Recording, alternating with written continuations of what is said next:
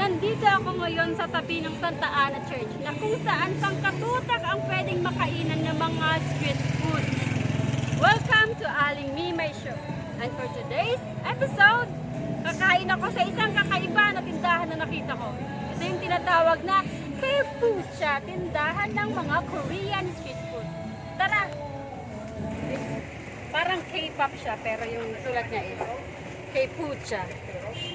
Korean street food. Meron silang mga bibimbap, corn dog, ramyun, kimbap, fish cake, tteokbokki, at saka yung samgyeopbol. Ayan. Yan si ate mag-prepare na siya. Pa-order ako ng isang tteokbokki, isang odeng na may na soup. Pwede yun, diba? Available siya. Tsaka isang bibimbap. Wow! Ako lang kakain na. Kakain. Ito na. Preparing.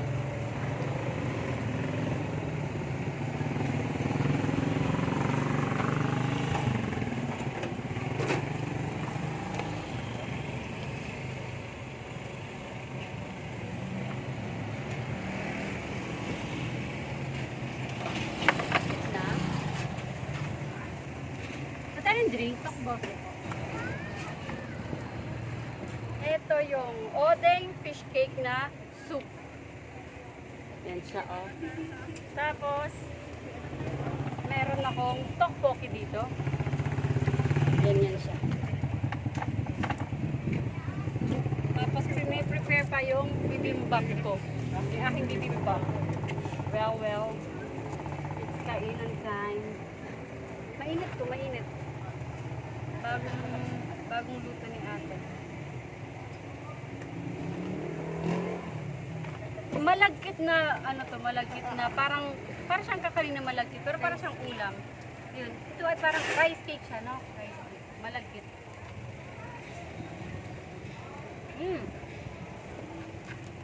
Lasang-lasa ko nandito kayo. Lasang-lasa yung sesame oil. Sesame seeds, ayan. Tapos, yung aroma ng sesame oil. Diba? Mayroon pang mga fish cake.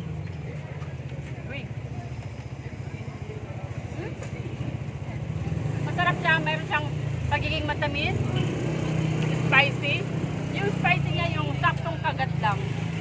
Hindi siya yung wow, spicy. Ganun siya.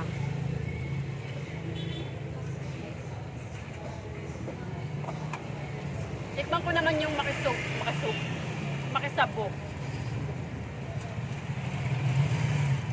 I mean. Siyempre pag sabaw, iniinom. Ang haba pala nito.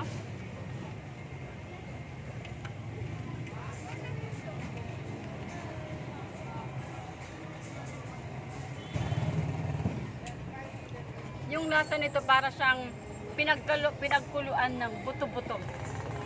Buto-buto ng pork or beef. Broth, mga ganyan.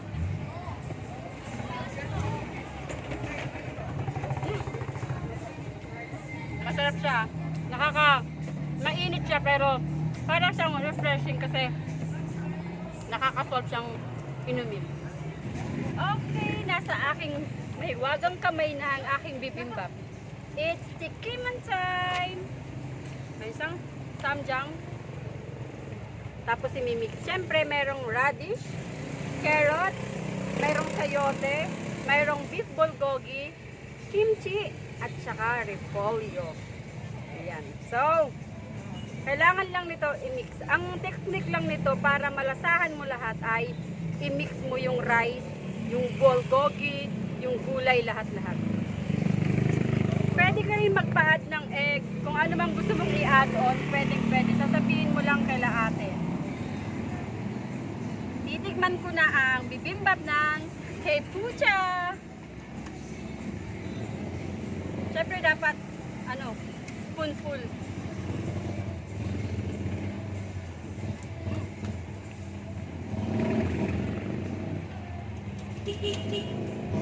Imagine mo sa halagang 59 pesos, malalasahan mo na yung bibimbap Korean style street food. Pero, tulad kasi, nandun yung beef, which is masarap, malambot,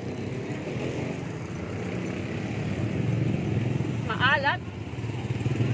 Tapos, yung kimchi, na bagay din kasi yung spice niya.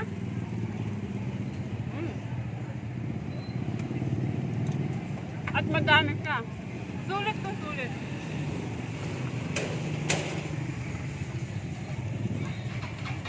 Ang technique lang talaga ito, i-mix mo.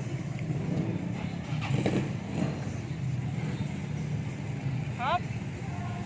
Kasama ko si Cheska, nakikikain din sila sa Korean street food. Hey, hi, hi, great.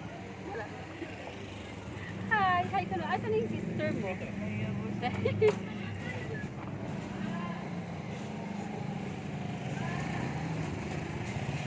Alam mo, kung siguro kung nasa upuan ka lang, parang nasa totoo ka ng Korean restaurant. Kasi ito yung lasa, yung gamjang, gochujang, yung sesame oil, malalasan mo talaga yung mga freshness ng mga vegetable, malalasan mo dito. Sweet, sour, spicy, maalat, nandito na lahat.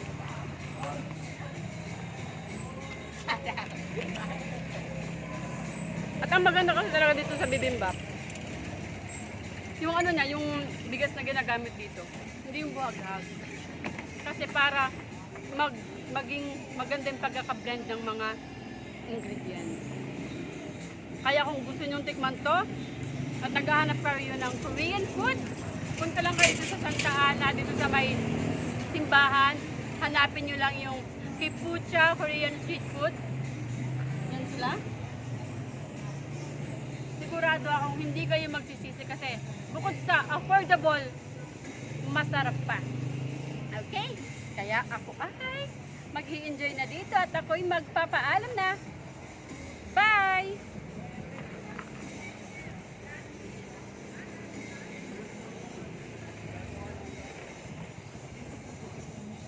One big bite.